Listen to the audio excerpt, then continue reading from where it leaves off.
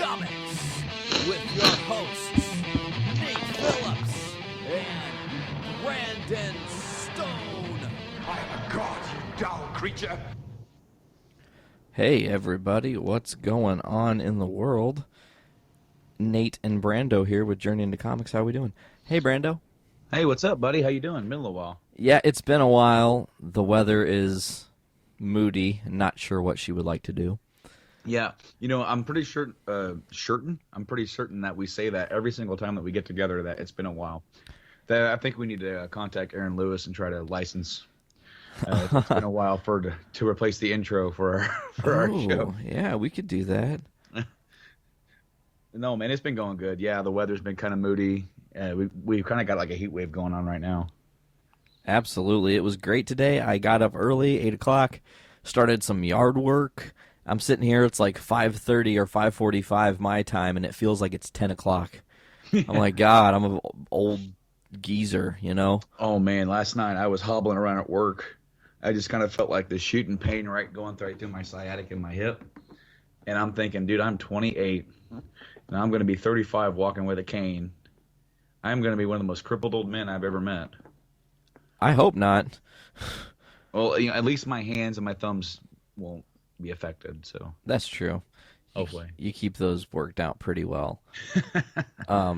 So I think that being an adult and doing your adult chores, as I like to call them. I feel like, and I say all the time. I hate it. I feel, though, like sometimes it's nice to do chores, right? For me, it's about I kind of escape in a way. It's like when I'm sitting around, relaxing, I don't necessarily escape into like daydreaming, I guess. Whether I'm critically thinking or just going off in some, wonderland area, I do. It definitely helps me I almost want to say relax, even though I'm not relaxing. It's like I'm relaxing my brain. Nice. I guess. Or I'm getting a clear head about things. Yeah, I like that. So, what else has been up with you, man? Anything good? Oh, yeah, man. A lot of good stuff going on. Work has been going well. Been doing a lot of gaming because it seems like throughout 2014 there was like, a game here, a game there, and then all the companies came in with a big shovel and hit you really hard, right? Like in the same 2 weeks. Yeah, absolutely. We've had I don't know, games that I have even heard that came out. We had Little Big Planet 3, Dragon Age Inquisition, 2K15, Yep. Smash Bros. Yeah. Amiibos came out. Amiibos. Then you also have both Assassin's Creeds. Oh yeah, was it Unity and Rogue? Unity and Rogue, Far Cry 4. Yeah. It was quite a bit to to go around for just a couple weeks.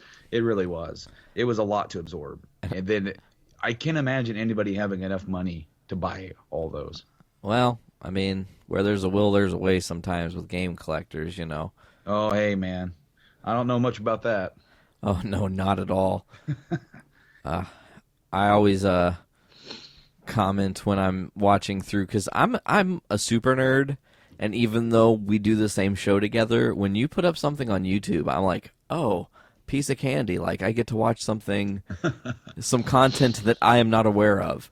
And I enjoy, and I always sit back and just look at your collection that's behind you, and I'm like, you got all the Dragon Ball Zs, plus GT, you have so many PS1 games. You've got to be over 100 at this point, I would think. I'm at 89. Wow. I'm at 89. Still. And then I look, what's that title, the little mini title? What is that? The mini title? Yeah, there's like a little wrestling belt. Oh, that's the ECW mini belt. Oh, cool. I got that at one of the live shows.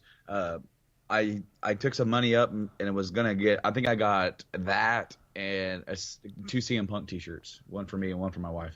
Cool. That was way back in like 06 when they did the ECW relaunch. Oh, excellent. When it was still the old school title and not the Jack Swagger fall off you every 2 seconds title. You know what? I didn't like the leather cut on that, but I love the callback to the old school titles on that belt. There's just something about that belt, even though it doesn't retain what ECW was. There's just something about it that had like a newer attitude about it. And if they were able to keep that brand separate from everything else with what they were doing, I feel like that title would have been subjective to what they were, if they were able to bring it back with bring it in the old style and shift it just a little bit to make their own kind of new aura with it. I think it would have worked, but a lot of people do not like that belt, and I'm someone who actually does. We're talking about the Swagger belt, right? Mm-hmm. Okay, cool. Because, I loved the color about it.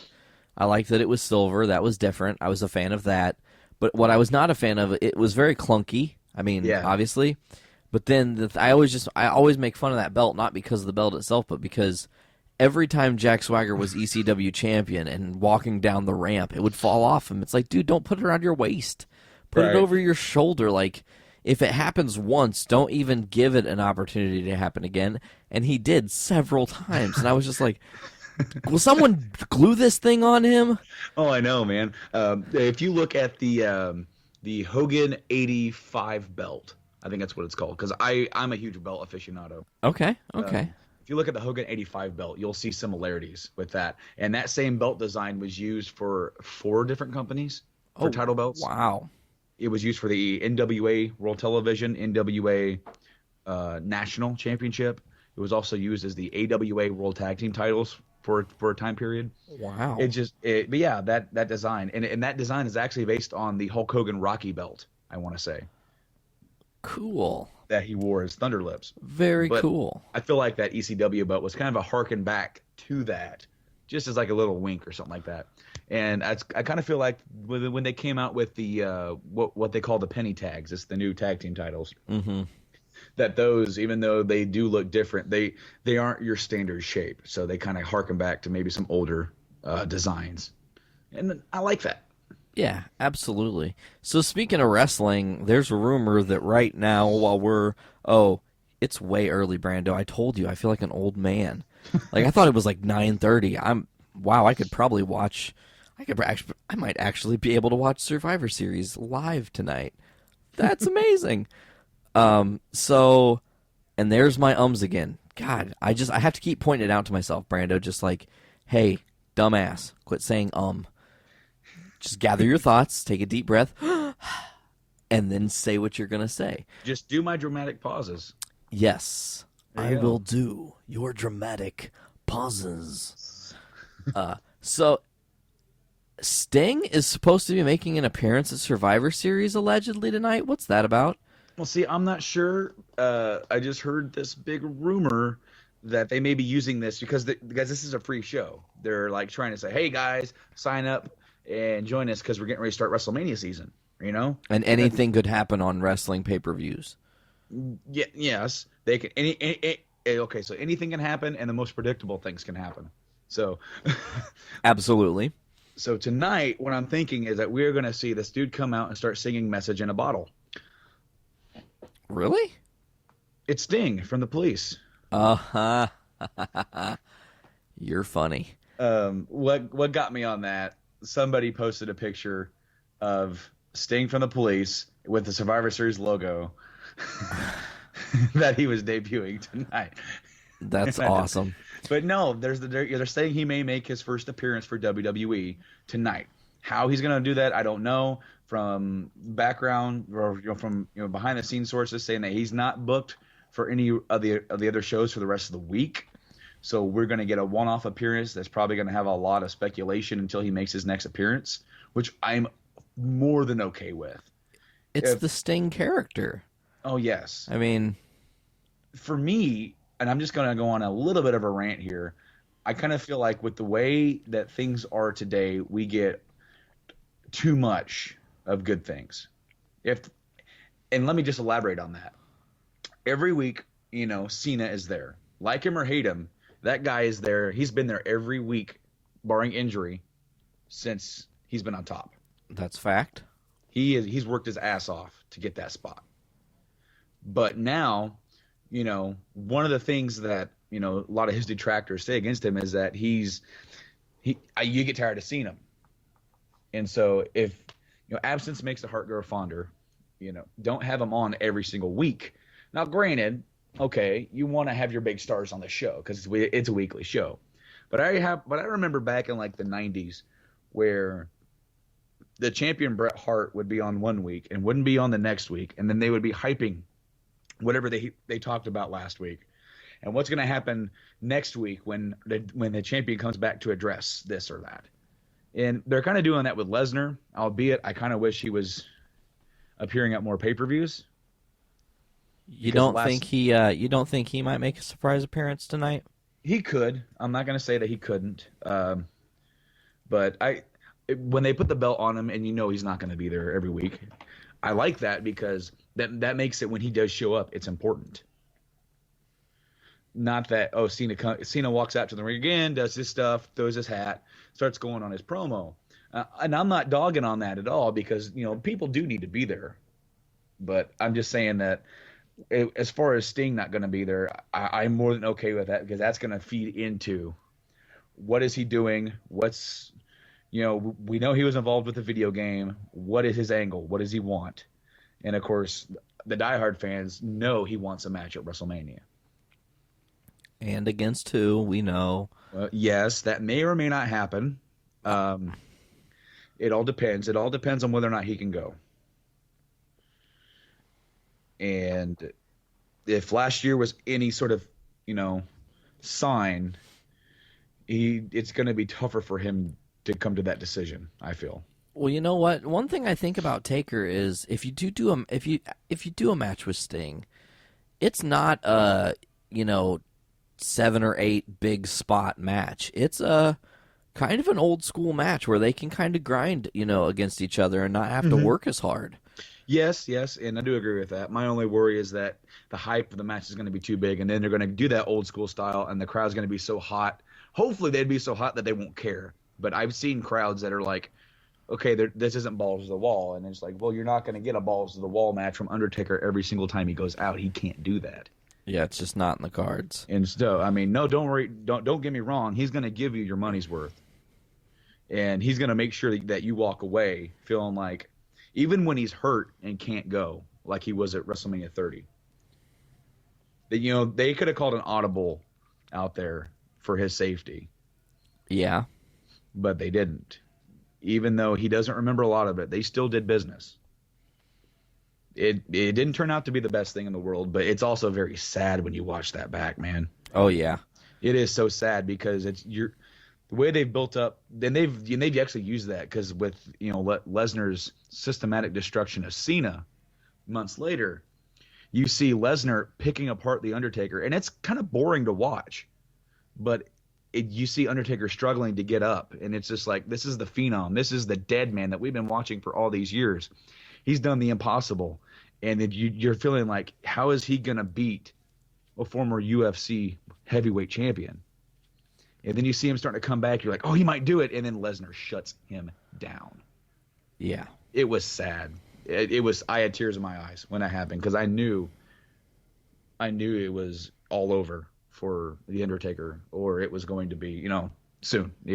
Whether or not he wrestles this year is yet to be seen. But I personally felt at that time, I was like, they wouldn't have done that if they didn't know he was near his end. Absolutely.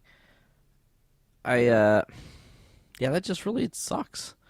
But one thing I thought was kind of nice about the Lesnar beating Taker is now if he does come back for one last match and it is against Sting, there's nothing on the line. There's no expectation. It could go either way. You're right. And that's one thing that I feel like was a blessing and a curse year after year for him coming back. It's like, should I come back? Can I come back? And then he's got to live up to those Shawn Michaels matches that he had a few years ago. He's got to live up to that sort of standard. And he was able to do so for the most part until this year, until he got hurt in the ring. And I don't know if you've seen him, regular pictures of him just out and about. he's starting to live up to his gimmick of being the dead man. He looks like he's dead. Yeah. He looks very beaten up. And I want to say that I saw something about he was at a Comic-Con or at a signing. Somebody asked him about wrestling at WrestleMania next year again. And then he goes, well, never say never, but I don't know. Pretty much was his answer. And they're like, what about Sting? And he just kind of shrugged it off. Well, I mean, that could say a lot of things, though. That could be, that could be Taker swerving everybody. Oh, yeah. You never know. And that's kind of one of the nice little allures to the wrestling world. Yeah. Okay, so the last thing that I want to talk about with wrestling, since we're on this, I just read the other day that one of the headliners being discussed for the Hall of Fame this year is Macho Man Randy Savage. Heard that as well. As well as Sting. That would be huge. So then you would have one, who's posthumous and arguably one of the biggest stars in the history of the business and WWE. Fact. And then someone who's cut his teeth and became one of the biggest stars in the industry without ever wrestling in WWE. Which, that's a small list of people. It's a very nice, dichotomy between those two, if that were to happen. If they're going to have those two, then I don't see them having Undertaker, because when I see them inducting Undertaker, it's going to be him at the top. Taker's the only person, and he'll be at the headline. He will be the headline when they induct him. I will say this, that I'm going to guess that the year he's inducted is the year that that WrestleMania is going to be in Texas, in his home state. See, I think that's going to be in like 32. So that's only one Mania away. Yeah. So that's fair. I gladly accept that as a possibility. Yeah, I would think that as well. But anyway, yeah, I just wanted to bring that up because that's something that I just read, and I'm very excited because I know that Macho Man's family, or Macho Man's wish, is that him and his dad and brother all get inducted at the same time, because of their whole family was in the business. His dad was a wrestler. His brother was, Leaping Lanny Poffo, and also the Genius in WWF. And he wanted them all to be inducted at the same time. It's kind of like the Von Erichs or something like that. Well, but you look at, the upper echelon of family names, and they're not really at the top. No, they're not. They did a lot, though. They did, they had some, some history with that name. But then again, it's like Macho Man he overshadows that. Yeah, hugely. If when you're thinking back to the 90s and you think, Stone Cold was the biggest star. Well, who was the next biggest star? It was The Rock. When you think of Hulk Hogan, who was his next biggest star? It was Macho Man. Yep. You had Warrior come in for a while. He got big, and then he left. Macho was there. Macho was always there. So you had him, and he never got quite as big as Hogan, but I guarantee you, if you go to anybody, unless they're too old or whatever, but if you go, ooh, yeah, they're going to know what you're talking about. Absolutely. So I'm just saying, it is something that has been long deserving. Lanny, his brother, he is okay with them inducting Macho by himself. Because at first he said that he wouldn't allow it because of his brother's wishes. Now he's kind of going back on that, saying that he will allow them. He just doesn't want to be directly involved with it, he said. But we'll see, because things can change between now and Mania. Okay. Triple H has worked wonders with Bruno and Warrior the last 2 years, and mending ties and getting on the same page. So let's just say that. He's a damn good politician. I don't care what anybody says. That's a fact. Now, question, real quick, and we'll get off of here because there's a lot to discuss. If you're Vince and WWE, and who inducts Macho? Now, you're not going to have Lex Luger do it. No. I mean, no. I can see a few names, because at first this was just rumor. And now it is actually confirmed that Macho Man and Hulk Hogan made up before Macho's death. Huh. They were in a big feud there for a long time. Macho was angry at Hogan personal reasons. And, Macho even made a rap album calling out Hulk Hogan. Oh, I know. Yeah. Anyway, I guess Randy was taking his mom to the hospital, and Hulk was there, and I guess he came up behind Hulk and hugged him, and Hulk kind of freaked out. He wasn't sure what was going on, and then it was Randy. Then they talked, and they caught up, and Randy invited him to a barbecue, and then he died. That's so crazy. So I can see them asking Hulk to do it. I can also see Vince doing it. That would Oh, be man. kind of gutsy, Well, okay. There's something that I do know. Vince and Randy were really close friends, personally. They became really close. When Randy left the WWF back in '94, he did so behind Vince's back. And that was a hard shot. And Vince actually took the time out on television. Now, this is back before they even acknowledged WCW on WWF television. He acknowledged Randy's leaving and wished him well. Now, and then when Randy died, Vince penned not a letter, but an editorial or a column, if you will, for Time Magazine, paying respect to Randy. Huh. So I could definitely see them doing that. But I can also see, if they were once that close and then they had their falling out or whatever, then if they never mended that fence, I could see that maybe being a little too emotional for Vince to do. So, yeah. So Now, I can see Luger doing Sting, though. I can see Luger inducting Sting. see, I don't know about that. Maybe Jericho inducts Sting. I mean, that's kind of a cool thing because they were both they ran together in WCW, I mean, they were the two guys that really shined out of a very dark WCW that was filled with, so much NWO you had no idea what to do with it. Right, but when you at the end of the day, when they're going to ask Sting, I guarantee he's going to say Luger because they're still close. Luger and him, he helped Luger a lot during Luger's darkest time, even though Luger has a lot of negativity around some of the things that he may or may not be directly responsible for. Granted, we're talking about the death of Elizabeth here. She's responsible for her own actions, even though he may have had he may have held her hand. Yeah, exactly. So, whatever lies within that is the way it is. But I guess definitely I see him wanting Luger to do that for him. But anyway, yeah. So I guess that's our wrestling talk.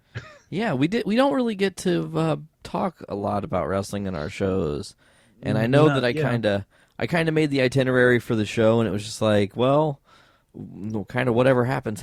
Let's just have a fun night, Right. And wrestling seemed like the right thing to start with, so cool. Now I'm gonna say that I got to get your opinion, and I don't really know that there are many spoilers, but we are, after tonight, one episode until the mid-season finale for The Walking Dead. What's going on? Why are they doing the whole group separation thing again? It's getting really drawn out.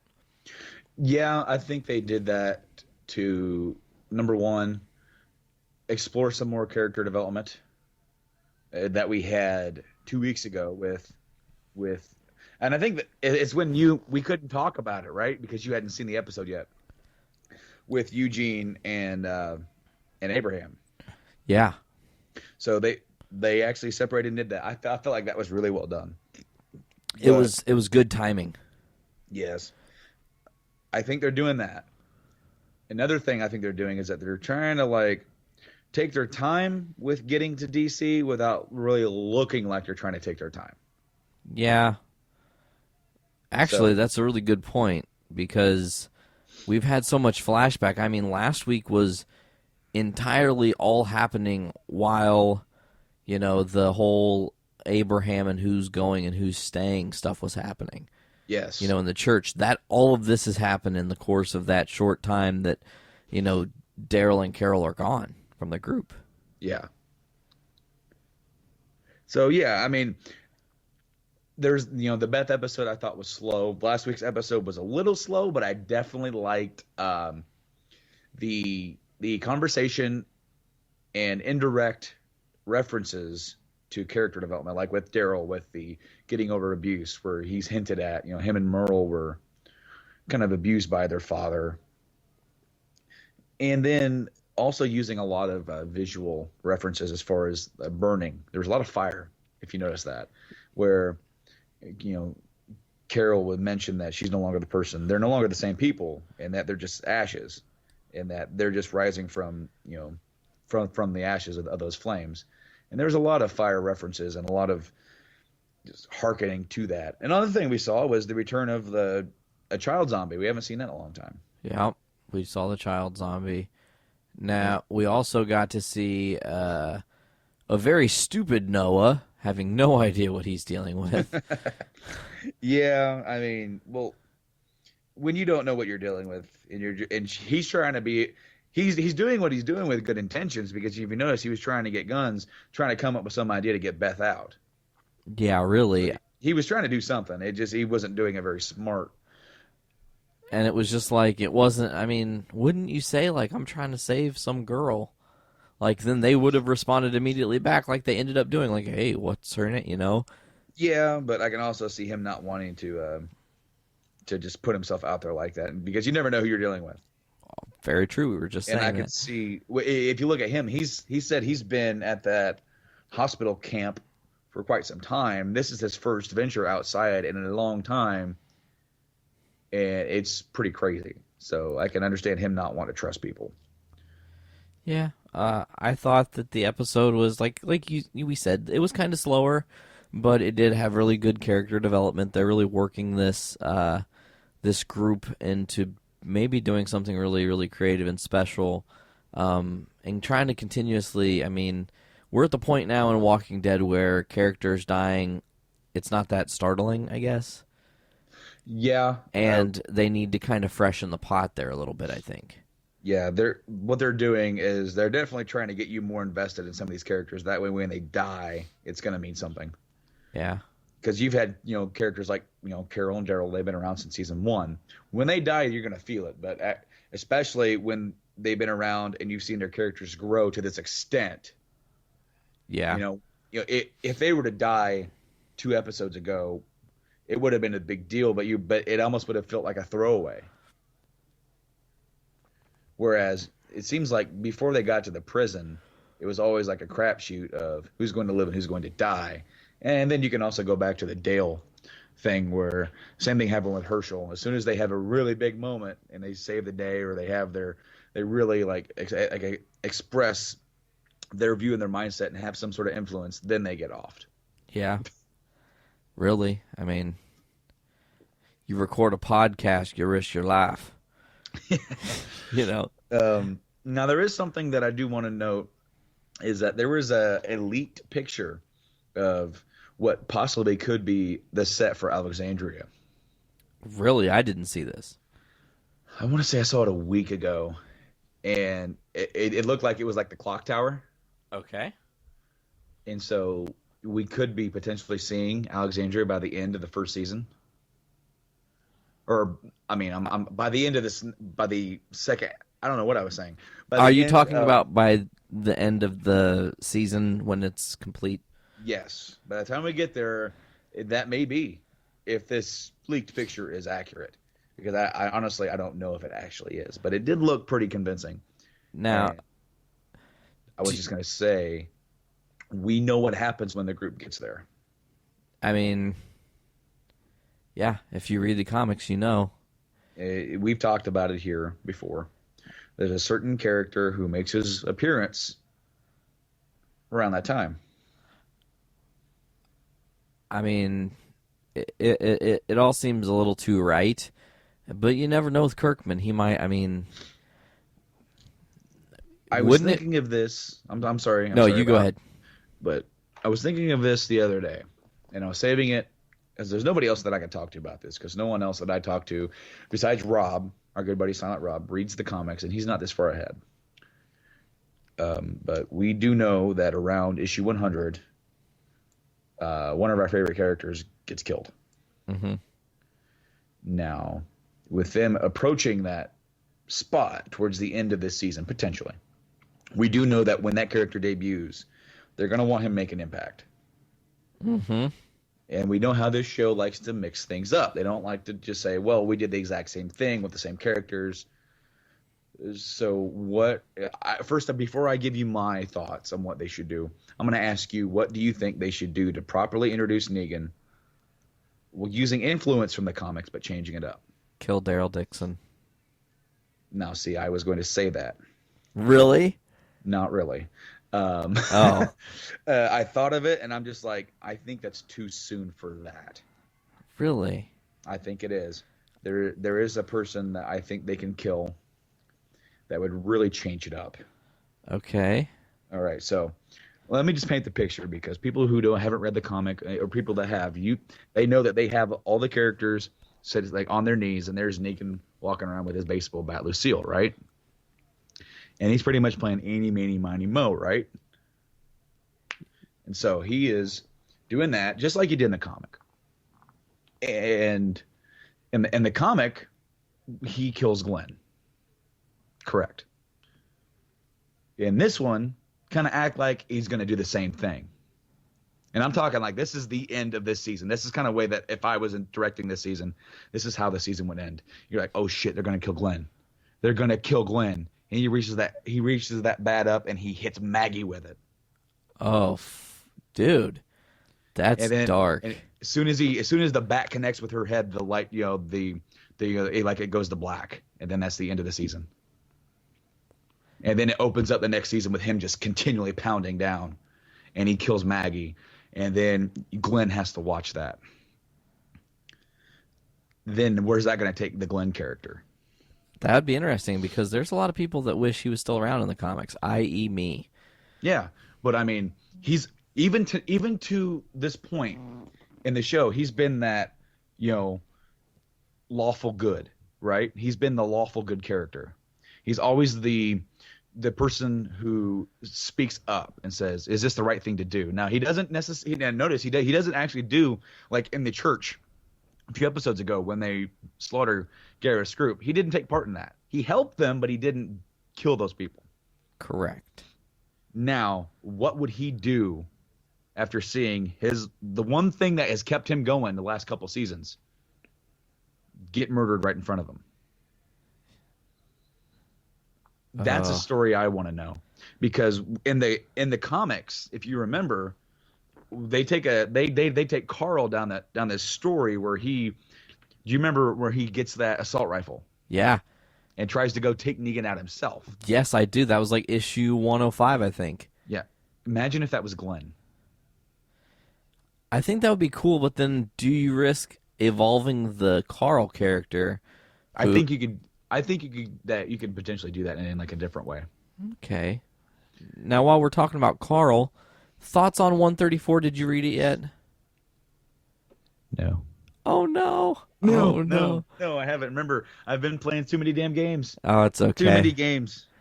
That's good though, man. You're getting to finally kind of enjoy the fruits of your labor.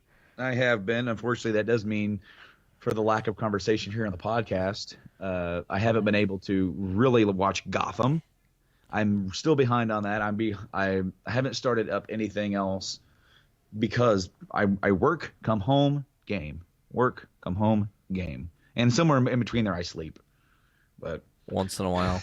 Yeah, once in a while. But no, I haven't read that. It is on my. I was trying to get that done today before we got on here so we could talk about it. But I guess that's going to have to wait until we can maybe talk about more than one issue on our next Together podcast. That would be great. Now,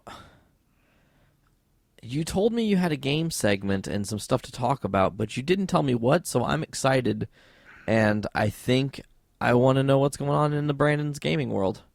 Well, I mentioned on the last podcast, I want to say I did. I got another big purchase, right? Yeah, you scored huge.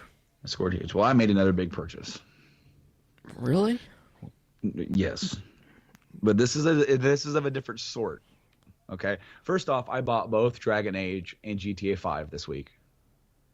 Awesome. And I've been playing both of them. I got 2K and Smash. Okay. I plan on picking up at least Smash. I've been watching people play 2K on the on the PlayStation. So I need to learn how to do that. You can watch my matches. So I was on my phone and I got an email and I bought something. And I'm building this up because no one other than my coworkers know about this.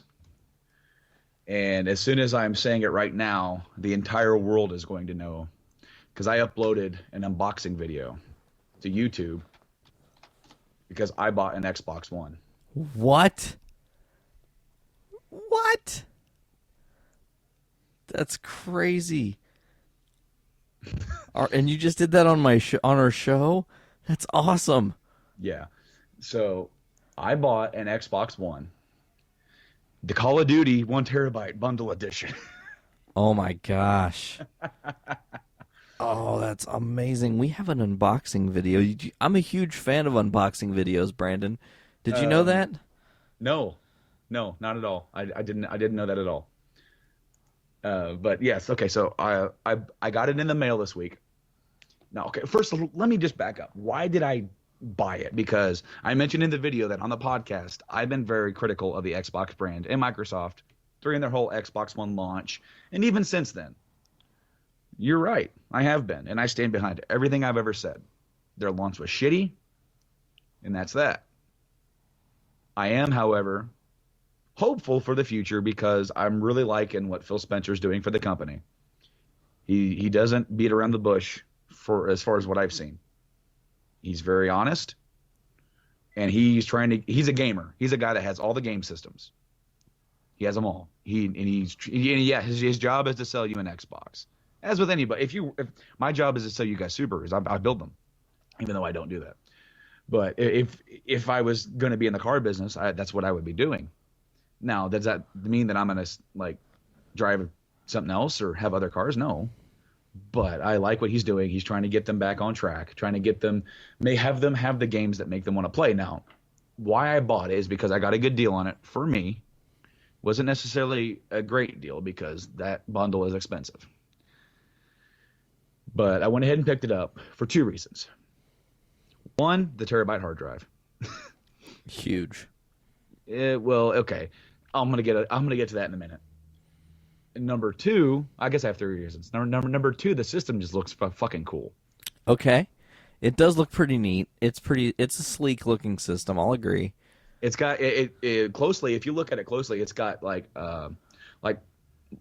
marks on it, like it's been through a battle, like it's been through a war, like it's got distress marks. It's pretty neat, and then the controller looks pretty cool too, as well. It's got like little tally marks on it to signify like how many kills that you've had or whatever. And I don't give a shit about Call of Duty. I've never played Call of Duty. Yeah, but I didn't buy it for that. I got it because it's a collector's item. It looks awesome, has a terabyte hard drive, and eventually I'm hoping they're going to come out with a game that I really want to play. Although there is one that I do want to play right off the bat, and that's Killer Instinct. Yeah.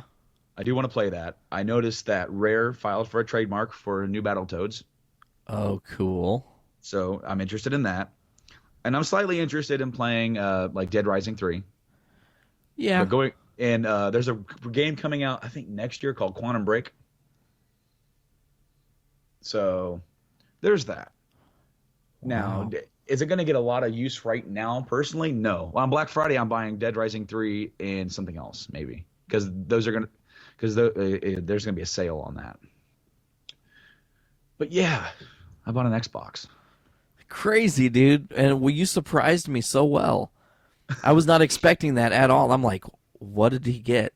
What did he do? And the crazier part is, now because listeners, like I said, I'm a big nerd and I like to watch Brandon's videos. I just looked on YouTube and we have two uploads. One says Xbox One unboxing and it's only 42 seconds. And then there's one that's the Xbox One Call of Duty bundle unboxing. Which one are people going to want to watch? I mean, both of them? Both of them. Okay, yeah. So they kind of tie together. Yeah. Okay. Do you have some technical difficulties or something? No. Oh, okay. You're so weird. No, I did both of them because one of them is a joke. Oh, okay. Okay. One of them's a joke because just like the Wii U, I really don't like the name of the Xbox One. I felt like you guys are so fucking confusing. Get your shit together with your names. You have the Xbox 360, now the Xbox One. Up and down and up and down. Then you have the Wii, then you have the Wii U, and you get people who don't know what the hell, is going on, thinking, oh, that Wii U, that thing's just an add-on for the Wii. Or you get somebody who hated the Wii, thinking, oh, it says Wii, it's gotta suck. No, it doesn't. The Wii U is an entirely different beast than the Wii. And as far as the Xbox One goes, I've been playing with it a little bit. And I've been very pro PlayStation pretty much since the PS1. Yeah. And I've got to say, the Xbox One is a decent system. They need to work on their layout. Okay. It's hard to find stuff. It took me like 3 minutes to find the settings, and it's on the homepage. Oh, wow. It just, your eyes go right over it. It's not very user friendly, I don't feel. There's one thing that I really did like about it, and I can't remember exactly how you do it, if it does it automatically or what, but if you're playing a game and you turn the system off, then you turn the system back on, it'll be right where you left it. Really? Yeah. And I do like that. But so does that mean if there was a power outage, you wouldn't lose your spot if it didn't save? See, I don't know. See, that's an interesting thought. I'm not sure. I'm not sure how if it just goes into a rest mode and it doesn't tell you or anything like that. I'm not sure. Huh. But I will say I'm hopeful. I really am hopeful that, it'll be a good system. I did mention in the video that I'm probably going to get one anyway. So I went ahead and bought one. Cool. That's real exciting. That was a good swerve. I wasn't ready for it, man, for sure. And I'm just sitting over here, being lazy. I bought this is obviously nothing as epic as an Xbox One, people, so if you expect that, just chill the fuck out, because I didn't do anything that great. But I did come across our ice cube maker died that's built into our fridge. It was pouring. I told you it was pouring water out like a waterfall. Well, we don't have ice cubes, and I don't mind drinking out of the faucet. I know some people have this weird stigma against tap water, but fuck it, you're gonna die anyways, so whatever. So I decided that when I was buying comics that Midtown had some pretty cool novelty, not directly comic books related. Well, I mean, pretty close. But I bought Thor hammer, like the Mjolnir hammer, ice cube tray. So I'll have little Thor hammers to give people for ice when they're over. And we'll make several trays and have a little bucket in the freezer so people can just get their Thor hammers for drinks. That's awesome, dude. And then I also came across, this is kind of cool. This is kind of like what I'd consider as quasi-rare find. There are these things called tune tumblers, and they're pint glasses, right? Yeah. Now, tune tumblers are pretty much been strictly Marvel or DC until they now have 4 tune tumblers for The Walking Dead. Rick Grimes, Michonne, the Governor, and Negan. They're sold out everywhere. You can't find them anywhere. As far as I've looked. I've never been able to find one except for at Midtown Comics. And you can get them for $10 per one. Or $11 per one. I can't remember. But yeah, they're pretty cool. So I bought Negan. I'm going to get the other 3 when I have a chance to. Have a big haul of comics to go through, folks. I am slacking so hard in my comic reading. I apologize. On the other side of the thing, I've been catching up on so many shows that I have not had time to read my comics. And that's a problem. I've been playing so many games, I haven't had time to watch my shows. Right? It's like by proxy, so. I know, it's like we're both equally failing at what we're supposed to be doing to help there's just not talk about stuff. There's not enough time in the day for both of us to do all of these things. Like, I mean, I'll be able to catch up on about 80% of these throughout the work week, because when I have dead time, I can just hang out and flip through a couple of the Marvel comics, and then I'll read all the other ones while I'm at home. So that's not too bad. Now, I was gonna say something, and then my brain, you blew my mind with the Xbox One thing, and it just threw me off. So it is not really a secret if you hang out with me that the possibility of us sitting and watching an episode of Saturday Night Live is probably going to happen, because I have this weird, like, I feel like I should be in my 40s enjoying Saturday Night Live, but it's, like, really fun. So I was watching last night's episode with Cameron Diaz, and they, on their weekend update, they had a little sketch with Charles Manson and the chick he's going to marry, and obviously they were the actors playing it out. But they were talking about finishing each other's sentences, and she's like, "You're the yin to my," and he's like, "Slice her throat," and stuff like that. And then she said, "Peanut butter," and he went, "Chaos," all violent and evil. And I was like, oh, man, Charles Manson. Creepy. It's so weird. I get like a Professor Xavier effect with your microphone. I just imagine you sitting typing constantly because I can hear you typing. Yes, I'm typing, and I'm listening to you. Don't get me wrong. No. What I was saying is, like, it's funny because I can just, like, I envision you in a not in a wheelchair. Don't. But, like, I made that mention about being crippled earlier. Just sitting, and just typing, like, really, really fast. No, I'm typing very, very slow because I have to wrap my hand around the microphone. But I'm sharing the videos right now, so that way all of our listeners. Oh, in real time. God. I'm doing it in real time, man. I had these uploaded. I had the first one. I had one of them uploaded 2 days ago, and the other one uploaded last night. So that way, and I was like, I hope Nate does not look at the YouTube channel. And you know what's really strange? I totally yesterday looked at the YouTube channel, but I didn't like refresh it. It was from when I had last looked, so I didn't see anything. Whew. So it was like really close, home dog, because I got a new phone. Oh yeah. It's still the same brand and style of phone. It's still a Galaxy S3, but I got a white one. Mine finally died out, and it's weird because apparently they upgrade and like re-release the model. So like this isn't a Generation 1 S3. This is like a Generation 6 S3. And I have 4G now, which I didn't have before. And it runs a lot smoother. So it's like, wow, like they actually continue to work on phones that have this older technology and tweak them to make them better. So when new phones come out, people who can't afford the new phones can still have some of the cool features the new phones have in an older model, which is pretty nice. That's cool. Yeah. So, you've been watching Game of Thrones. Oh, yes. You finished it, didn't you? Yes, I did. And without spoiling anything, give me the hard sell. All right. Number one, this is one of the most impressively written shows that I've seen. It is up there with Breaking Bad, potentially even usurps it. Wow.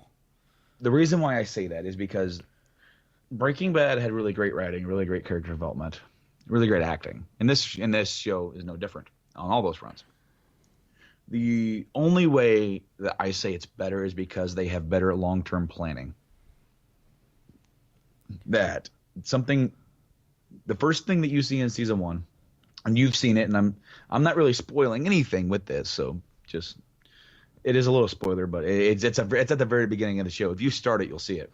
You see a White Walker, yeah, which is like, to them, it's almost like a high-functioning zombie. They're their own creature. It's not just like they are like walkers from The Walking Dead. It's a different kind. They are undead. They're undead warriors or whatever, if you will. It's like I've seen them with riding undead horses and doing all this other stuff. But you see them, and throughout the show, you see other references to them. It's like they know what they're going to do, and they're taking their sweet ass time with that story. Well, that's great. It is. And then there's other things that go along with that too. There's something that is mentioned or that starts in season 2 that in season 4 is now just really getting resolved. Oh, wow. Yeah. And the one thing that this show does better than Breaking Bad, and Breaking Bad is very centralized, so I can't really say that. That's not really fair to Breaking Bad. Breaking Bad is very focused on Walter White's story, although it has other characters that is around him. This is very more of an ensemble cast, very Final Fantasy VI-ish, where you have stories for this character who's all the way over here, and that character, ironically, other than the beginning of the show, has never even met or been involved with anything else going on in the other storylines. That's crazy. Like, it'll just go up there and going, "Hey man, what's going on with him? Oh, okay, that's cool. Oh, okay, he's got his own story going on. That's awesome." And then it's gonna go, "Okay, let's go over here. Okay, so we're back at this, we're back at all this politicking, and we're back to these characters not liking each other, going here. Okay, now we're gonna go with these two characters. They're like on the road, and we'll follow their adventures. And now we're gonna go across the narrow sea where they are." And it does this, and so for sometimes and sometimes, and like you might not see a character in an episode, but then guarantee you're gonna see them soon in like the next episode. And they do very drawn out writing. It's done to the point where you're watching the show, and as I said, I marathoned it, so it was a lot less painful to have to wait. I can imagine that this spring when I'm waiting week after week to watch these episodes, because the way that it got told, it's almost like you're watching a long movie. The budget's up there. I mean, I can't remember what the number was I read. Was like $2 to $3 million an episode. Wow. And oh my. They film in locations from Ireland, Britain. They shoot over here. They shoot in all kinds of. There will be episodes, I shit you not, where you're going to see they're up north, so they're up in the snow. Then they're going to be other part of the north. They're in the hills. Then they're going to go to the desert. Then you're going to see a very tropical place. It's all in the same episode.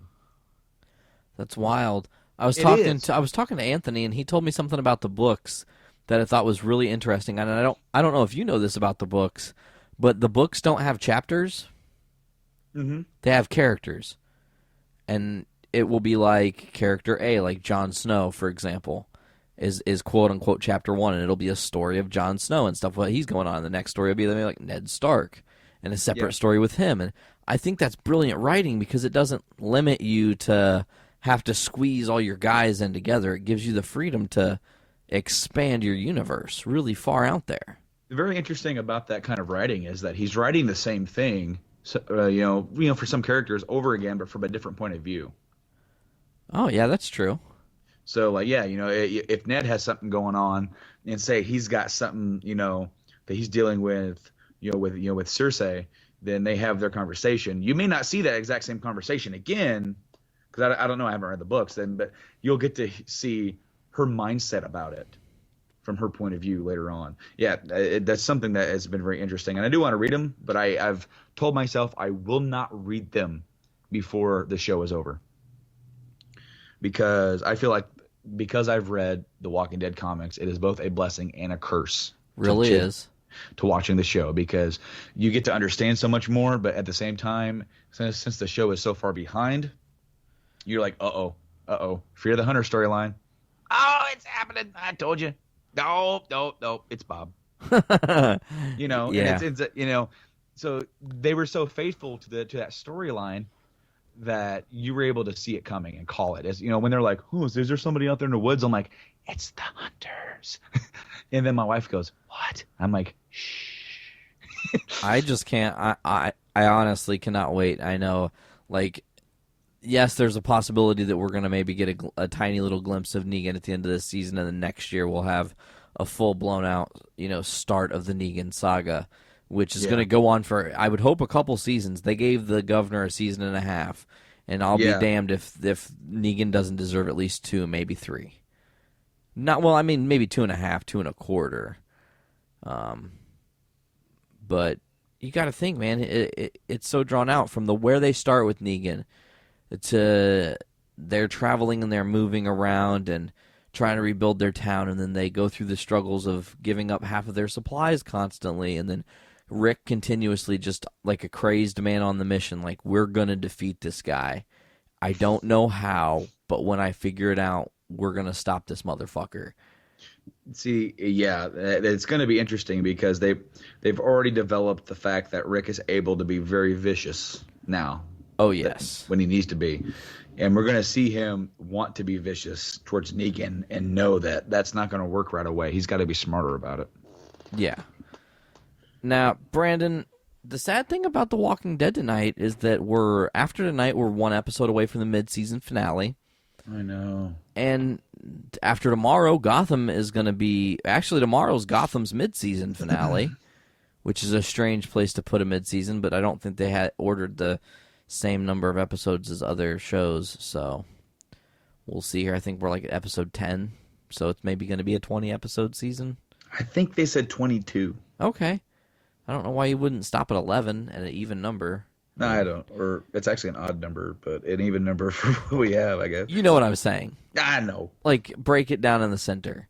Yeah. Yeah, I don't know. And Arrow and Flash, they've got only a couple episodes. They're getting ready to do this big crossover episode. And I think that the way it adds up to me, it almost looks like the second episode of that, which is the Arrow episode, The Bold and the Brave, is going to be the Arrow mid-season finale. And then the following week will be Flash's mid-season finale because they took a week off for the midterm election. Oh. So, and it would make sense because then you'd have essentially one huge end of the story for Arrow in his mid-season, and then you'd be able to kind of finish off, what the Flash has to do after he teams up with Oliver or whatever happens, because even I don't know, after Arrow's off the air for its mid-season. So we'll get to DC shows in a bit, though. Really get into that. The real thing I want to talk about is, Brandon, let's talk about some things that people can do with their time when their shows are off the air. Well, I mean, I've already sort of started doing mine, even though the shows aren't off the air yet. I'm kind of waiting for them to go off the air so I can catch up. Yeah, but that's actually a good way to do it. Yeah, gaming is all those games that we mentioned before have come out, and there's a big game coming out next week, or no, not next week, in early December that I'm looking forward to getting, and that is the NES Remix Bundle Pack for Wii U. Oh. Yeah, that's coming out in physical copy. It's going to be Remix 1 and 2. But yeah, dude, gaming has really gotten big the last 2 weeks. As I said, there's a lot of games. So that's something that you can do to fill your time. It's definitely been filling mine. Yeah, gaming is a good thing to do. I like playing. Right now, I'm kind of floating in the middle of the world. I'm playing a little bit of, now Mario Kart. They brought the new tracks in, and I've officially raced them. They're hard. They're pretty interesting. One's shaped like Yoshi, and they brought the Excite Bike track into Mario Kart. Oh, yeah. Which is pretty neat. They brought an F-Zero course I heard about that. Mario Kart. And then when you go to the Hyrule level for Link, which is the final race of the Triforce Cup, I think, you don't collect coins, you collect rupees. So they did a little cool change, and I thought that was a really cool tip of the hat. And, so that's something you could do. Gaming is great.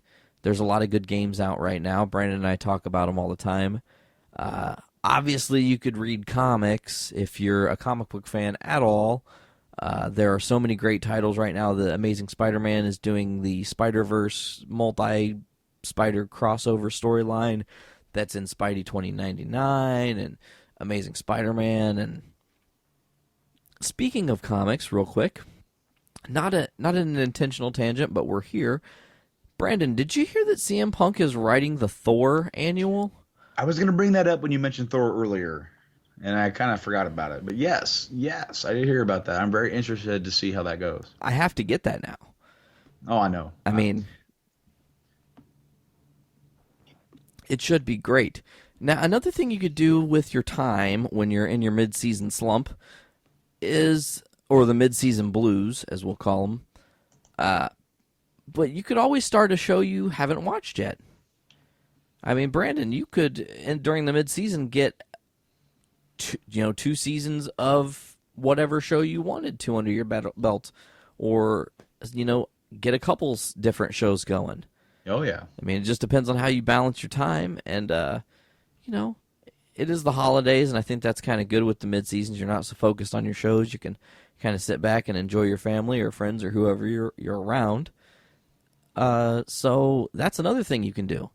Mid-season, fucking go hang out with people. Be around your friends. Express your love for one another in whatever way you want. Be goofy and play Cards Against Humanity. Or, Brandon, there's a thing called Crabs Adjust Humidity, and it's an unofficial expansion set for Cards Against Humanity. They have 4 of them for $56. Look it up. It's real. Oh, at crabsadjusthumidity.com. Did you get did you do the 10 days of Kwanzaa or whatever? Did you get that email and do that? Sign up for that? No. Cards Against Humanity's got a thing right now where, they might still have it, so you might jump to their site and check, but you pay $15, and during December, they will send you 10 things randomly. And you don't know what you're getting. So it's kind of just a crapshoot, but like last year if you did it, which I didn't last year because I didn't really think I was like, oh, whatever. It's not anything going to be really that special. It'll probably be just little like figures and toys and weird stuff, But they gave Anthony got a card that says Anthony Schoen for Cards Against Humanity, an official card that has his name on it. So people can answer him when they play him. That's funny. That's amazing. That's awesome. So yeah, there's that. You can play Cards Against Humanity with your friends.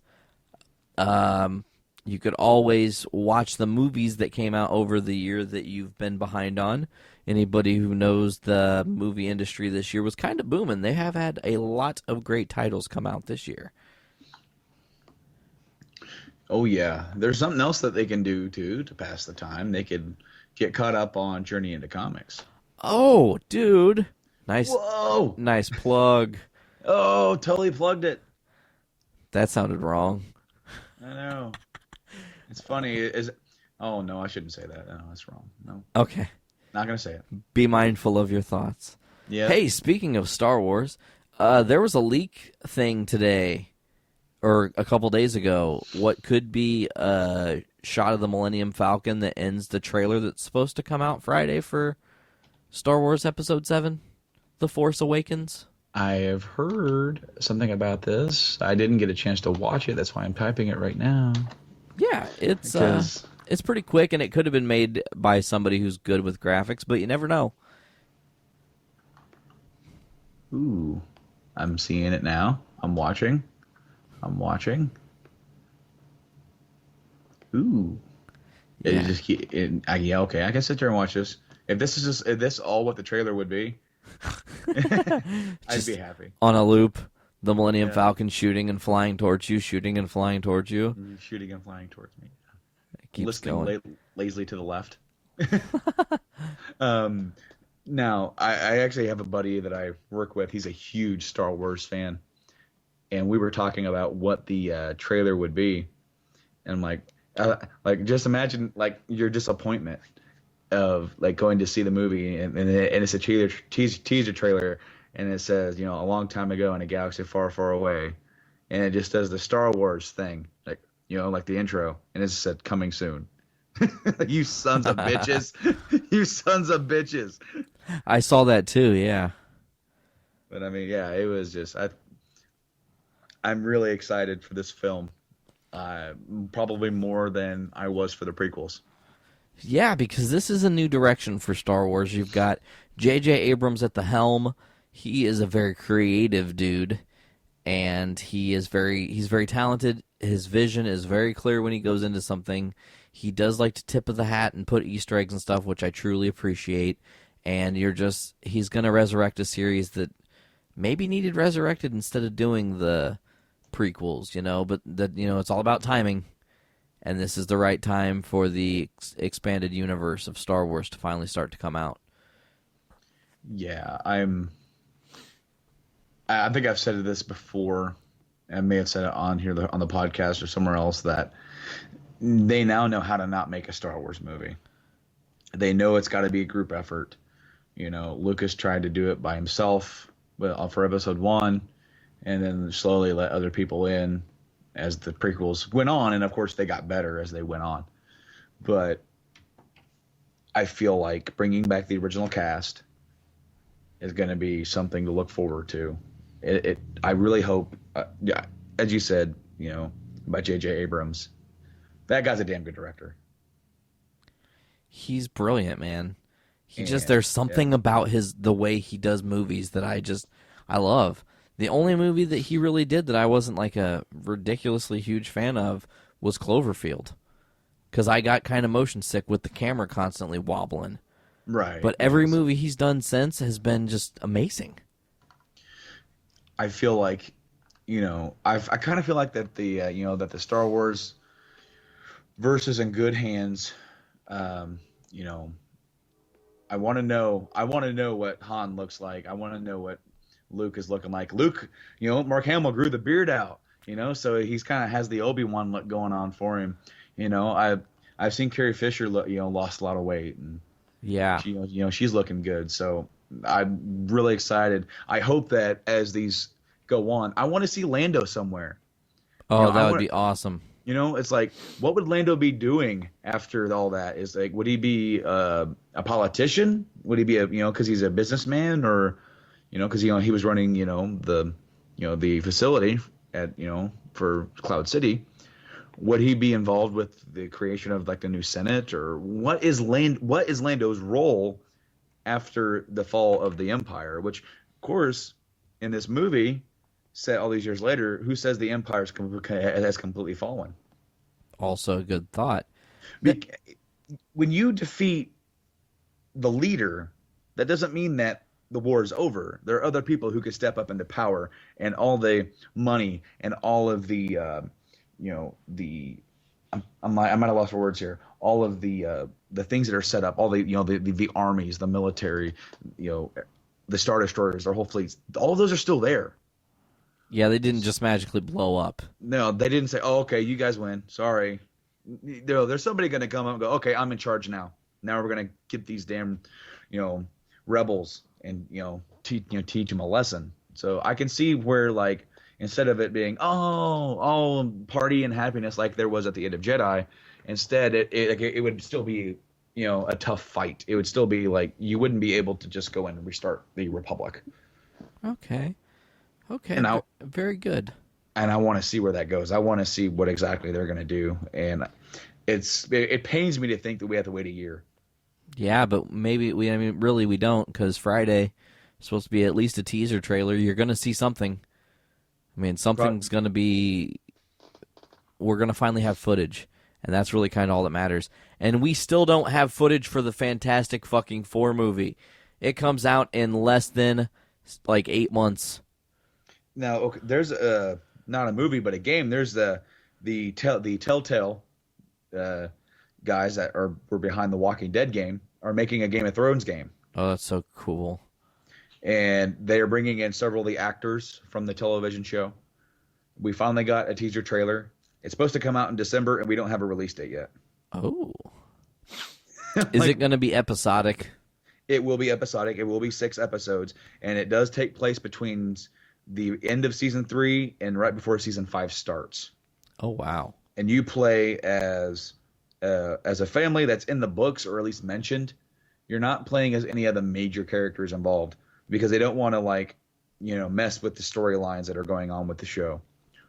So, but you're going to be playing as 5 characters from the House Forrester who have been loyal to the Starks.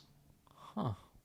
And so you'll play as different characters in that family, and then decisions you make will affect other members of your family, and ultimately, what happens, I guess.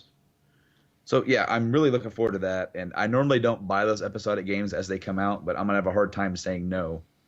Oh yeah, for sure. Especially you just got the itch for that series, anyways. Yeah, no, yeah, like I want more, and it's like there's my more right there. And so I'll buy it when it comes out on physical, but I'm also probably going to be picking it up as they come out.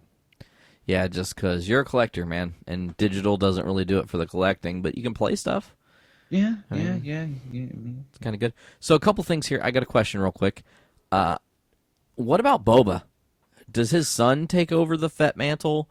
Is there a son? Is there another clone?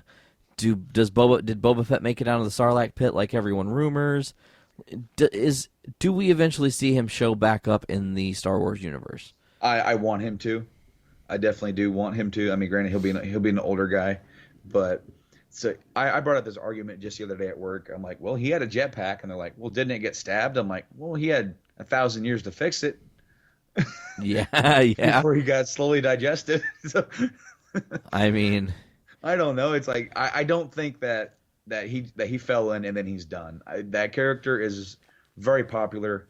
The reason for the creation of Jango Fett was because the Boba Fett character was so popular, and they wanted to involve him in the prequels, or at least tell like a small origin story of him. So I feel like going forward we're going to see more. We have to. Well, that's excellent. Very, very, very excellent. Excellent. Yeah. Doodle-loo-loo-loo.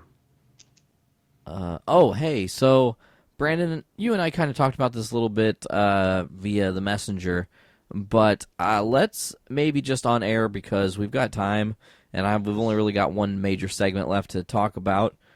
What do you think about doing a Smash Brothers tournament for the show? I think that'd be awesome. I need to buy the game first. Like I said, I'd probably buy it. I get a pretty cool bonus from my job every holiday, and I'm planning on buying quite a few games with it. 2 of them for the Wii U. I'm going to buy Smash, and I'm going to buy Bayonetta 2. Excellent. So yeah, I definitely I'd be really excited to take have something going on. See if we can't get something going. So like my thing would be like no amiibos. You can't use your own amiibo because those are you could be hyper leveled before you even your other opponents have a chance to even play the game. Mm-hmm. Okay, so no amiibo, so that's out. It's just pure skill. Listeners of the show, we just pick and we do like after every show we record, we have like a couple nights where we just do, a tournament, and then we have one winner, and we'll decide what the winner gets, and we'll create some cool care package and send it out. Whoever plays, and we can kind of get this out on multiple grapevines. I have people who are my friends who would be into playing it. I know you've probably got people who would be into playing it. Any listeners, feel free to, on one of the social medias, ask us for our usernames to add us to the Wii, and then we can all play together, and that'd be a lot of fun. Oh yeah, man, that'd be great to do. And if you're really good and you beat our asses, that's even better. Woo! Oh yeah, man. I'm not too good at Smash myself. Me neither. Honestly, I'm not very good at Smashies at all. No, but it would be really fun to get something like that going and play. Oh man, it's so weird because it feels so. I keep saying it feels so late, but it's not even 7:00 yet. I know. Well, man. it's 8:00 your time. Yeah. It's not even 8:00 your time. It's almost, but And then when people listen to this, they're going to be like, "It's like fucking 11:00. What are they talking about?" I yearn for the day that we could have a live show, live streaming. That would be awesome. We could have people call in. I like people calling in. We haven't had people ask questions for us in a while. Yeah, no, we haven't had that. We haven't put that out there. We should maybe do that for our quote unquote mid-season finale, because we'll be off air for a couple weeks. Because what we're probably going to do, folks, let's just run this down, Brando, make sure I got this right. After our next Together episode, because the next episode is you, right? Yes, next week I will be recording another solo cast, and I'm going to be kind of probably at that point, maybe I can give a little bit better of a review of my experience with the Xbox One. Excellent. So people should be looking forward to that. And then I thought, we've got Christmas. the weekend after Christmas, and then you've got the first of the year. So maybe we'll take a 2-week real-time break. You'll drop your episode with your friends, and then we'll also bring out our very special Christmas-related episode in that time frame as well, where we all sat and played some Cards Against Humanity. Oh, yeah, that sounds good. Yeah, so that way we'll have a nice little... We can enjoy our holiday, not have to rush back to our show, and everybody can enjoy their holiday. Enjoy your holidays, people. Spend it with people you like. And if you have to spend it with the people you don't like, fake it as best you can. I think we've all been there. Oh, yeah, for sure. Now, Brandon, we are at the mid-season finale of Gotham tomorrow. You aren't caught up on the show, but they have really... I mean, they're going to have to drop some kind of a big bombshell for there to be a want for me to come back after the mid-season. And I don't say that harsh or anything, and I'm going to finish this series out no matter what. But they have really slow grinded these characters, and you're starting to kind of feel for some of them and like some of them and even have like sympathy for some of them, and you're starting to pick sides and stuff like that. And but they really haven't like planted any really deep seeds. So if you go and you plant a deep seed at the mid-season, I mean, is it gonna be potent enough to get people to come back? Yeah, I mean, I know some shows don't really go that route. I mean, some shows will kind of like, they'll leave it, but they won't have like a big, like a cliffhanger or anything like that. And I don't know. I think it honestly depends on the story that you're telling. Because I want to say that I didn't, as I said, I am behind, but I'm not completely out of the loop. Didn't they say that Ivy's going to be in the next episode? I don't know. I try not to read any spoilers on the episodes. That wasn't a spoiler. It was just something I saw on Facebook. It was just a picture of like, Ivy will appear tomorrow. Oh, well. She'll be back because she was in the first episode. She was in the pilot. Yeah, as the little girl, which means they're building more of Bruce's story, which is excellent. All the things they've been doing with Bruce in this show have been really good. Alfred's kind of a different Alfred, and I like that. He's kind of hard-nosed and not necessarily the nicest guy you've ever met. And Jim Gordon is obviously great. They've just been doing a fantastic job with that character. I'm just hoping that, like I said, because they keep throwing a lot of... I mean, the problem that they've kind of presented with themselves is they've dropped so many major names for the Batman universe that it's like, what do you do with all of it? Right. Why in Season 1 did you drop Harvey Dent right now, right away? That could have been towards the end of the season, but maybe they've got plans. Maybe they have Game of Thrones plans, and we can't see them yet because we're not late into another season. Yeah, it could be. I've said this before, is that I'm a little worried by involving so many characters from the Batman mythos that are, obviously well known. My worry is that they're going to what's the point of there being much development after there would be a bat, Yeah, that's true. And as you said, I think you said this before too, is that they're not afraid of doing something different, and that's good because, and I've also defended that they need to do something different, but they're bringing in so many characters that I'm familiar with. I kind of want to see them create more original characters and leave those major characters for a little later. Yeah, because they could. I mean, like the Balloon Man. Have you seen that episode? Oh yes. Okay, I'm just not sure how far back you are, but the Balloon Man, that was a really cool idea. Yeah, and that wasn't a major Batman villain by any stretch of the imagination, but it was a really cool villain, cool thing to do. Sick and twisted, really. I mean, well, I know. What a shitty way to die. Some of those episodes reminded me a little bit of, I may be just repeating myself, but kind of like the animated series, how they would take, how they would have the episode and it would just kind of be like its own standalone thing. and it would just kind of revolve around, okay, this story, and then they would deal with it, and that kind of reminded me of like something that they would have done in the animated series, while still keeping it, an episodic, obviously primetime show. Yeah. Can I also mention that Constantine is really bad? Is it bad? I can't get into it. I'm still watching every episode, and I don't know why.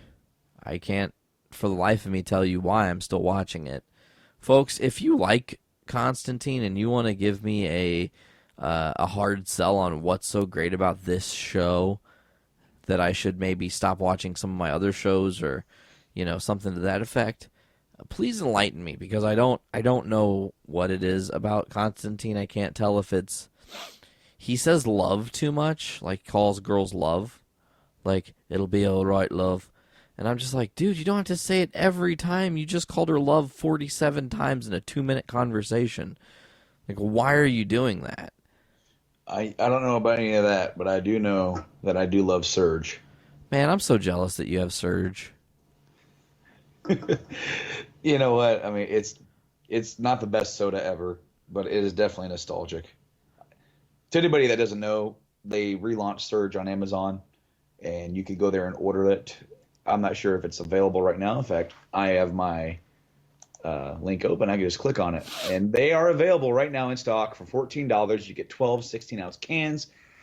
The thing is that you don't want to wait and have them go out of stock, because then you get these idiots that buy up all the stock and then try to sell them for $60 a freaking case. On eBay. No, on Amazon. They'll have like other storefronts. Amazon, the home of fucking people over. That's what we should call it. There was a dude. I can't find it right now. It's not on here. But they do have an energy drink called Pussy. Oh, that's awesome. I told you that I tried that energy drink called cocaine, right? Did you try cocaine? It's very strange. It burns. Like, does legit. It really? Yeah, it really does.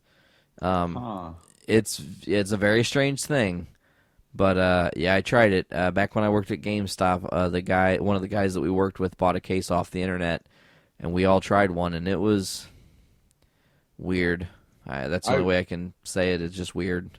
On a random note, I'm sitting here trying to find this one thing that I saw. Customers who also bought Surge bought the complete Nickelodeon series of Doug. Huh. Nostalgia. Oh, wait, here's something that we haven't talked about. This got announced during our little, in between our break. This has to do with gaming. They've announced the 3DS remake of Legend of Zelda Majora's Mask. Oh, yeah, I did hear that. That's pretty cool. Oh, yeah. Be looking forward to playing that one in 3D. Okay, so dimensions. So there was a dude selling one can of Surge, 16-ounce can, for $12. Oh my god, I want to slap people. And then you heard about Walmart and their Amazon. Oh God, wouldn't you have just, like, who did that? Genius. That's so smart. Oh, see, well, to anybody that doesn't know, Walmart changed their match pricing to match online competitors. That includes Amazon. Somebody created their own storefront, listed a PS4 for $90, and got it at Walmart for $90. They also did it with a Wii U for $60 and the 3DS for $60. They went and robbed Walmart. Pretty damn much, man. I mean, if I'd have known about that, I would have bought another PS4. I would have too, actually. I thought about that. On the topic of things that are purchased, random note, Dad got a 60-inch Sharp Aquos. Whoa. LED smart TV. Clearest picture I've ever seen, and it's not a 4K. See, I've been hearing a lot of good thing about Sharp lately. Yeah, oh no, absolutely. It's a great company, and I would recommend anybody interested purchase their product. Like, I back very few television companies. I back LG, Vizio, and now I back Sharp, which Dad's only had it for a couple days, so the jury's still out on longevity. But I mean, my Vizio has been running for, I got it in '07, so it's a 7-year-old flat screen, and it still has never had any burn-in problem, pixel problem, nothing. The only TVs that I look at when I go, and this is, as you said, you back the ones you back, are Samsung brand. I bought my very first Samsung high-def TV back in '08 that I still have in my bedroom. And then I bought my 46 LED a couple years ago. Nice. And I don't know. It just pops. You know what I mean? Absolutely. I absolutely know what you mean, man. I've seen that TV. It looks great. Oh yeah, man. We played PT on that TV. Absolutely. And I just recently played PT again, having Sarah watch me, and couldn't get the end to trigger because I don't have a microphone. Oh, well, you should have. It should have came with the system. I don't think so. But maybe it's in the box and I just didn't see it. Did you? You got yours from a buddy, right? Oh, did he not give me that? Anthony, did he not give me that? I'll have to talk to him. It's no big deal either way. Can't you use a Bluetooth headset? I don't think you can use a Bluetooth headset on the PS4. Oh, that's weird. But you can use any like the headset with like the microphones on them, or like the little like earbuds, like for your iPhone. Yeah. Because I was having issues last night. I was playing Dragon Age online because they have a multiplayer with our good buddy Silent Rob and our other good buddy Westicles. Nice. So we were playing Dragon Age together, and I was having issues with my wireless headset. Like I just kept having interference. I ended up switching to the earbuds. But before we close on, and I want to say something else about the Dragon Age multiplayer. It's based on the Mass Effect multiplayer. Well, when you load it up, it's going to look very similar. But take that same basis, that starting ground, and turn it into a dungeon crawler, where you and 3 other friends work your way through this dungeon of 5 rooms and defeat enemies. It's a load of fun. Huh. It is. Rob is addicted to it. I'm really liking it. I'm trying to play more of the story. But the problem is that when you have as many games as I do, you end up pacing around the house figuring out what you want to play. Oh, yeah. That's how I am with my CDs. Like, what do I want to listen to? By the way, I'm calling it, Brando, and I don't know if you've heard it yet, but you should definitely pick up the new Machine Head album, Bloodstone and Diamonds. I am honestly saying it's probably album of the year for me. Really? It is so well done. They did things in music that people don't do anymore, and overall it's just great. There's not a bad track on the album. I'll have to check that out. The one last thing that I want to mention before we are off of the air, if you will. The Video Game Awards are coming up. Now, last year's Video Game Awards were completely abysmal. It was an embarrassment to the gaming community. I can't even remember the guy's name, but he's a guy from Community. He was the co-host. And it was up. Donald Glover? I don't remember the guy's name, to be honest with you. I'd have to look it up, which I don't feel like doing because I don't want to give him any more press. Because it seemed like he was making fun of it the entire time. Oh, that sucks. The show was just very off kilter. The guy that's behind the show, Jeff Keighley, is putting it on separately. Boogie2988, Francis from YouTube, is going to be on the show this year. Oh, cool. And they've announced some of their, nominees. There's too many to go through. But the Game of the Year nominees are very interesting because one of them is going to piss my buddy Nick off. And I've already told him because he does not like Bayonetta, but Bayonetta 2 has been nominated.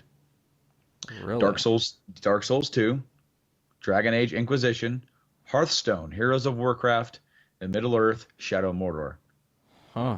Those are and I find it interesting because there were some big games that came out this year, like Titanfall, like Destiny, and neither one of those made the cut.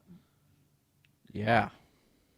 And it is very, to me, very, indicative of the fact that we are having a lot of games that come out that are being overhyped, not living up to what they say they're going to be, And even like games that are just coming out and getting abysmal reviews. Assassin's Creed Rogue, I think, got a 6.8. Wow. In fact, that from the reviewer that I read, and that was on IGN, by the way, but the reviewer was like favoring it more than what the guy that reviewed Unity was, because Unity is a relatively broken mess. For some reason, that we're just in an age where they can release a game really broken and then try to fix it later. Yeah, I don't like that. Take your time, get the game right. I want to play it and look awesome right away. I don't want to have to play they'll release a patch. I've gotten entirely too used to saying, it's okay, they'll release a patch that'll fix that. No, yeah, I'm just really tired of that mindset. Release the damn game, at least have it be playable, because Assassin's Creed Unity is having some really bad frame rate issues, having texture issues where the faces disappear and they look like the aliens from Mars Attacks. Dragon Age is having a few issues. They had I noticed a drop in frame rate, and then there's a few glitches where the dialogue wheel doesn't want to show up. It's not game breaking. You can get it to show up just by pressing X again. But my buddy Nick has encountered a problem where the person who gives you a quest is not responding to the fact that you've completed the quest. Oh, dang. And I haven't had that yet, but he said he has, and it's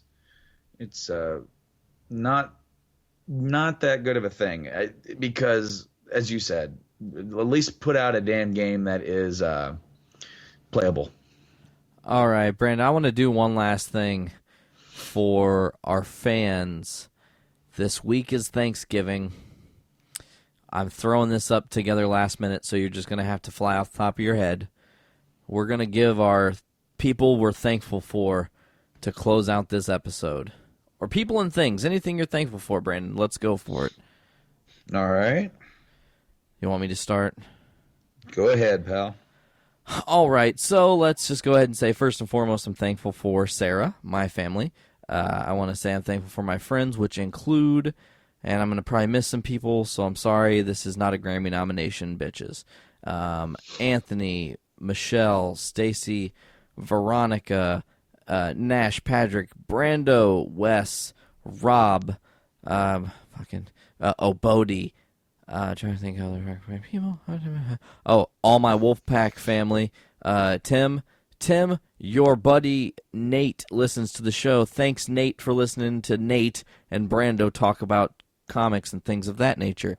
I want to thank all of our amazing listeners, obviously, because they allow us to talk and be random and say crazy stuff and have fun and enjoy it, which I truly do. And like I said, I appreciate, Brandon, you just being the coolest dude I could sit here and chat with all this stuff about, man. Hell yeah. Dude, I'm so glad to be here. Cool. I'm glad. Now it's your turn. My turn. I want to thank my wife for everything. She is so supportive of all my wacky ideas, of all my habits, even when probably she shouldn't be. I want to thank my family that I don't get to see nearly enough. I want to thank my job for letting me be able to live the life that I get to live. I want to thank all of our listeners and people who we interact with for letting us have an outlet to discuss our hobbies and have some interaction with it. I want to thank... Who else do I want to thank? I want to thank my cat. Yeah, thank to the kittens. I want to thank all my cats for making me laugh, even when I probably have no reason to. Oh, I hear that, man. Kittens brighten up the day. That's for true. Quite so. Quite so. Well, any other thanks, Brando? I think that covers all my bases. I want to thank the UPS guy for being very patient with all of his deliveries that get delivered to this house. Oh, yeah. And then I want to thank the trash man for dealing with all the boxes. Also true. So true. Yes. Hey, it's the small things, people. It's a small thing. Absolutely. I want to thank. Who do I want to thank? I want to thank everybody in Hollywood making kick-ass superhero movies, and I want to thank all the great writers that work for Marvel, DC, Image, any comic company that I read the comics for, because by proxy they're the people that keep me sane. If it wasn't for comics, I think I might be a crazy person. So yeah, that's what I've got. All right. So, ladies and gentlemen, this was a cool, weird, strange, different episode of this show, Journey into Comics. I am the hostess with the mostest, Nate, and my co-host and star of the show. Oh, come on! You're gonna throw me under the bus like that? I am not the star. No, yeah, you are. You're dude. I love listening to you talk. I don't like listening to me talk. I mean, that's just the truth. I'll talk.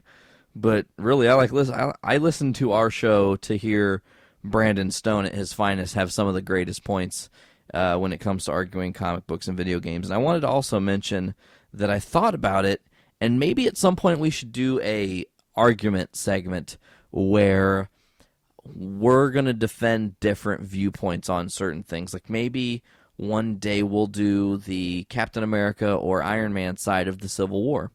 You'll defend one side, I'll defend the other. And we'll talk about that ad nauseum and say why we believe that so-and-so should have been right. There you go. That'd be kind of neat. Yeah, man. On the spot thinking. Hell yeah. I just got this. What you just tagged me in. That's funny. The gobbledygooker. Yeah, for anybody who's a wrestling fan, we talked about Sting debuting tonight.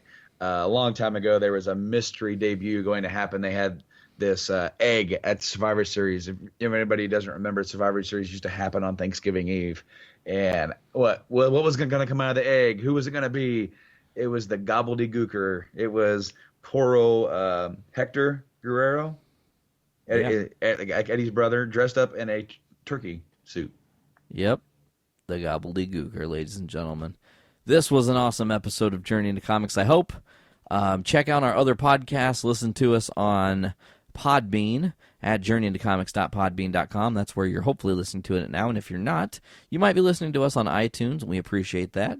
You can find us on Instagram at Journey into Comics, on Facebook at Journey into Comics Podcast. Be sure to like us and invite your friends to like us. The more people we get, the more interaction we can have, the cooler giveaways we're going to hopefully end up being able to do by proxy. And then also make sure to check out the amazing Journey into Comics channel on YouTube at youtube.com/Journey into Comics, where you can see Brandon with his awesome gaming videos, which I always love watching, and can't wait to end this episode so I can actually watch his unboxing of his Xbox One Collector's Edition Call of Duty Advanced Warfare.